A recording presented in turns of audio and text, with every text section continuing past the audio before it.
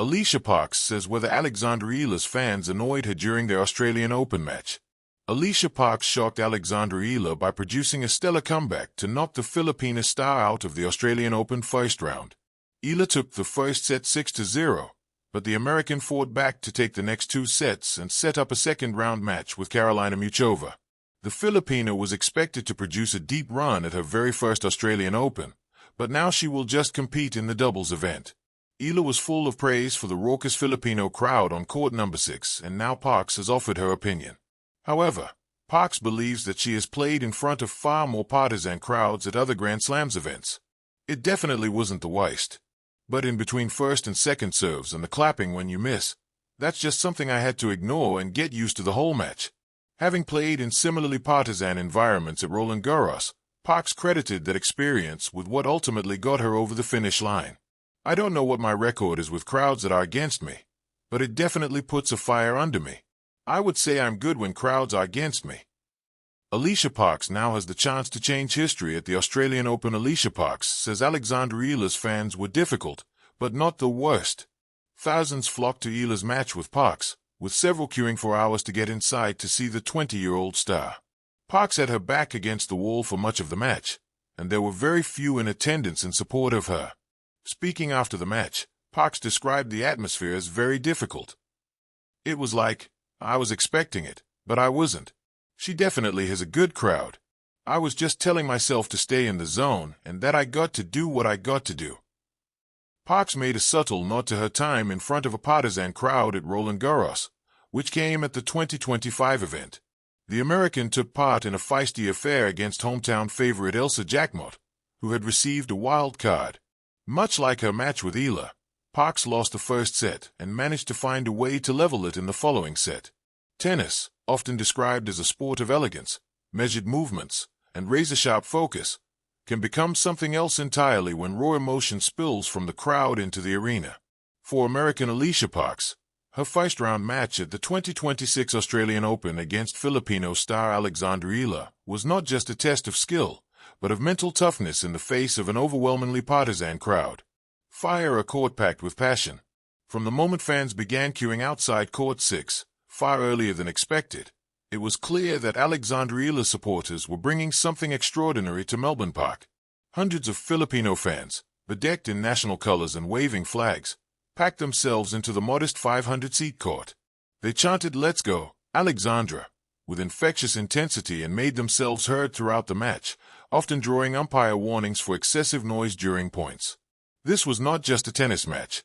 It was a cultural celebration, a moment big enough to ripple across communities, a testament to how deeply sport connects players to their people. For Alexandra, playing only her second main draw match at a Grand Slam, the crowd's uproar was electrifying and overwhelming in equal measure. For her opponent Alycia, it was a challenge. Microphone Parks' perspective, it was very difficult. When asked after the match whether Eala's fans annoyed her, Parks didn't shy away from candid truth. She admitted, "It was very difficult. It was like I was expecting it, but I wasn't. She definitely has a good crowd," Parks shared, smiling after her comeback victory. Parks was speaking with the honesty of a competitor who experienced a rare atmosphere firsthand. She acknowledged that the intensity and volume of the partisan support made the match harder to navigate, especially in the early stages when nerves are already at play. Rather than dismissing the fans as mere background noise, she named the challenge, a crowded, highly energized environment on a relatively small court, while pointing out that it had been not the worst crowd she's ever played in front of. But Parks' response wasn't one of bitterness or complaint. Far from hating the noise, she described how she had to rein her focus mid-match, reminding herself to stay in the zone and block out the distraction. A mental shift as critical as any physical adjustment she made in her comeback from a first-set loss. "It definitely wasn't the worst," Parks said of the crowd's decorum.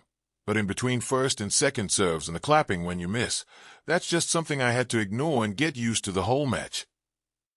Through her words, Parks revealed something deeper. She wasn't annoyed at the supporters' passion. She was aware of it, respected it, and used it as fuel rather than distraction. Performing art's not just noise, a double-edged sword. Parks didn't deny the effect the crowd had on her early play. The energy was a double-edged sword, affecting both players in different ways. For Eala, the crowd's favorite, the support was heartwarming. She spoke emotively about how much the fans meant to her, expressing gratitude for their presence and the emotional lift she felt from their cheering. Yet even she admitted that such intensity could be overwhelming at times, especially for a young player still learning life on the biggest stages of tennis. For Parks, the crowd was an obstacle to be acknowledged but not feared. She didn't suggest the crowd was unfairly biased. After all, enthusiastic support is part of sport, but rather that managing crowd influence is as much part of elite competition as handling topspin or serve placement. Her reaction contained no resentment. Instead, it showed a competitor's respect for an opponent's supporters and a belief in her own mental resilience.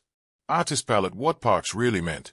To the casual observer, Parks' words, very difficult, good crowd, stay in the zone, might sound mild.